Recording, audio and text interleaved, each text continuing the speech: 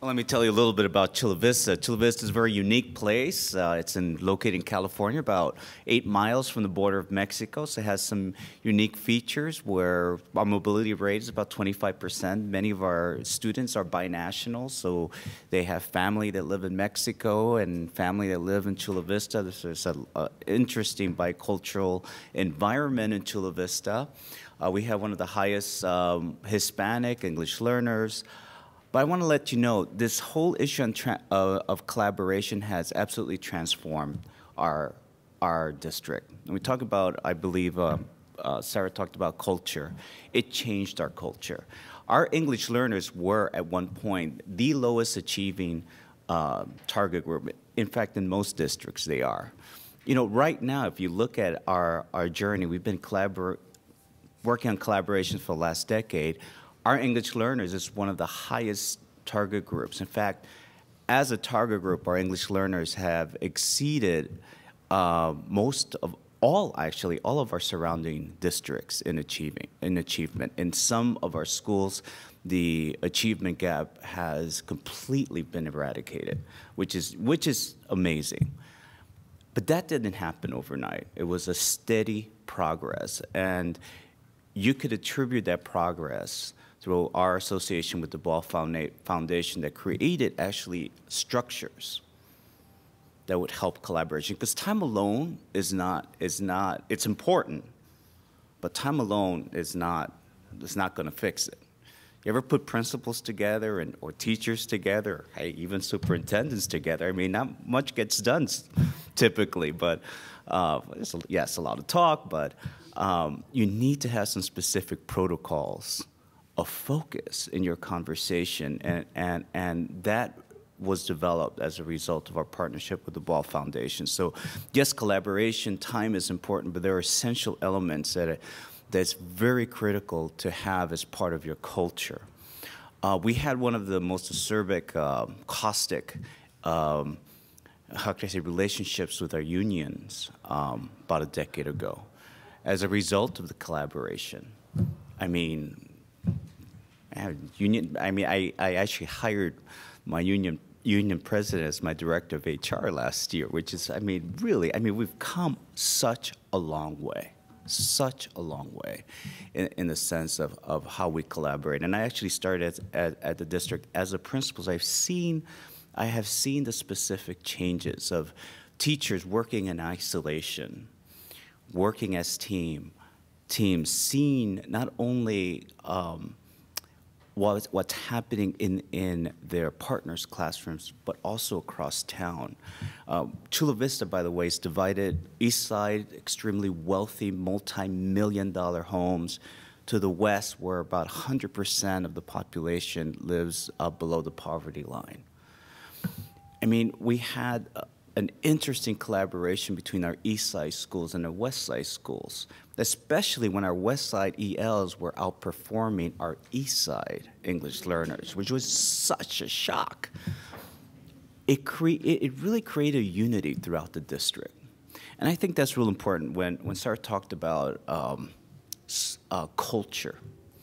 You have to have that unity of purpose, and I think that's where that whole urgency comes through, is that every teacher knows that every single student can become proficient or advanced. There are no excuses. I remember a decade ago sitting down in a grade level meeting, because our leaders are expected, by the way, to be part of the collaboration. It's not just teachers, it's teachers and leaders together, which is quite transformational, I know, in some districts. But I remember sitting in my first collaboration meeting, 80% of the time was excuses. Oh, it's the family, the mother doesn't care, you know, it's grandparents. You hardly hear that vernacular anymore. It's somehow eroded away. What can we do for this student? Hey, this instructional strategy helped me with this student, might help with this student. I mean, the amount of ideas exchanged is remarkable. It's amazing. But it didn't happen overnight. It did not happen overnight. And yes, financial pressures has decreased the amount of collaboration, But what we've done as a system is we have constructed ways to ensure teachers do collaborate within our system structures. Like, for example, district professional development. Many times we used to have an all-day professional development. And I don't know, as an adult learner, after an hour, you have that glazed look, right? Well, we leave specifically half the day for teachers to collaborate. After hearing the content, they spend time within their grade level teams among their own school and also among other schools to collaborate. So how we develop our teachers, we've embedded specific collaboration time during our calendar. Also, during staff meetings, we as leaders have to transform how we conduct staff meetings. Typically shouldn't be the principal talking to the teacher. No, it has to be vibrant, it has to be collaborative in nature. It takes a lot of planning to do that, by the way. So how staff meetings have been structured, 80 to 90% of the time is very collaborative in nature. How I work with my unions as well, much more collaborative. So you can see the whole DNA fabric of our organization has become more and more collaborative in nature as well. And it's an evolution. It definitely is an evolution. Not only are teachers, typically the structure has been very isolated. Principals, by the way, are a very isolated group. And a new evolution that we're trying to push is how do we enhance collaboration among our site leaders as well.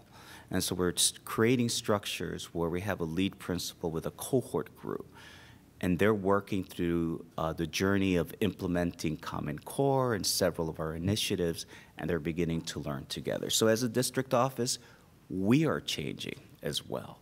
We are dispersing that empowerment to our site leaders.